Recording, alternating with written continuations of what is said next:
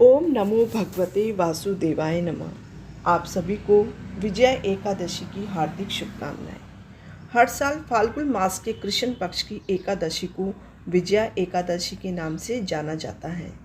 इस वर्ष यह तिथि 23 फरवरी को दोपहर 1:55 से आरंभ होकर 24 फरवरी को रात्रि 1:44 तक रहेगी। ऐसे में उदय तिथि के अनुसार विजय एकादशी का व्रत 24 फरवरी को रखा जाएगा। आइए जानते हैं इस दिन पड़ने वाले शुभ मुहूर्तों के बारे में। द्वादशी तिथि प्रारंभ होगी 24 फरवरी सोमवार दोपहर 1:45 से।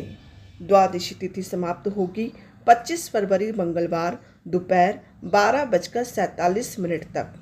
हरिवासर का समय भी 1:45 से शुरू हो जाएगा और जब तक हरिवासर का समय रहता है तब तक व्रत नहीं खोला जाता है। सोमवार 24 फरवरी 2025 को ब्रह्म मुहूर्त सुबह 5:19 से 6:07 तक रहेगा। सूर्योदय सुबह 6:56 से सूर्यास्त शाम 6:23 तक। प्रातःकाल पूजा का मुहूर्त रहेगा सुबह 5:36 से 6:51 तक। शाम की पूजा का शुभ मुहूर्त रहेगा शाम 6:18 से 7:33 तक। इस बार सिद्ध योग भी बन रहा है। सिद्ध योग सुबह 10:05 तक। राहु काल सुबह 7:30 से 9 बजे तक रहेगा। 25 फरवरी मंगलवार व्रत पारण वाले दिन सूर्योदय रहेगा 6:55 और सूर्यास्त शाम 6:24 से। ब्रह्म मुहूर्त रहेगा सुबह 5:18 से 6:06 तक। प्रातःकाल पूजा मुहूर्त सुबह 5:35 से 6:50 तक। अभिजीत मुहूर्त दोपहर 12:16 से 1:02 तक। राहुकाल दोपहर 3 बजे से 4:30 तक रहेगा। विजय एकादशी का पारण करने का शुभ मुहूर्त रहेगा 25 फरवरी मंगलवार सुबह 6:56 से 9:08 तक। इसी शुभ मुहूर्त में आपको अपना व्रत का पारण करना चाहिए। तुलसी के पत्ते दशमी तिथि को ही तोड़ लेना चाहिए, लेकिन इस बार रविवार होने के कारण आप तुलसी के पत्ते रविवार को नहीं तोड़ सकते। तुलसी के पत्ते कभी भी अपवित्र नहीं माने जाते हैं। अब जानते हैं विजय एकादशी का धार्मिक उद्देश्य व महत्व क्या है। विजय एकादशी का उद्देश्य शत्रु पर विजय प्राप्त कराना होता है। मान्यता है कि भगवान श्री राम ने इसी एकादशी का व्रत करके रावण को पराजित किया। इस व्रत को करने से रोग शोक से मुक्ति और शत्रु पर विजय मिलती है। एकादशी पूजा करने के भी नियम होते हैं। एकादशी व्रत के दिन भगवान विष्णु की पूजा की जाती है। इस दिन व्रत रखने के लिए कुछ नियमों का पालन करना आवश्यक होता है। सर्वप्रथम ब्रह्म मुहूर्त में उठकर स्नान करें और पूजा कक्ष को साफ करें। व्रत और पूजा का संकल्प लें। दिन भर श्री हरि को ध्यान और जाप में लीन रहें। किसी की निंदा करने से बचें।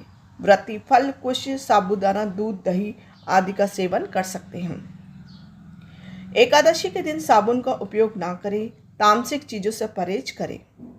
एकादशी व्रत की पूजा के समय भगवान विष्णु को पंचामृत तुलसी के पत्ते अर्पित करें और मौसमी फल, मिठाई आदि का भोग लगाएं। इस दौरान विष्णु सहस्त्रनाम, विष्णु चालीसा आदि का पाठ करना चाहिए और अंत में विष्णु जी की आरती करें या एकादशी मैया का आरती करें, जो कि चैनल पर पहले से अपलोड है।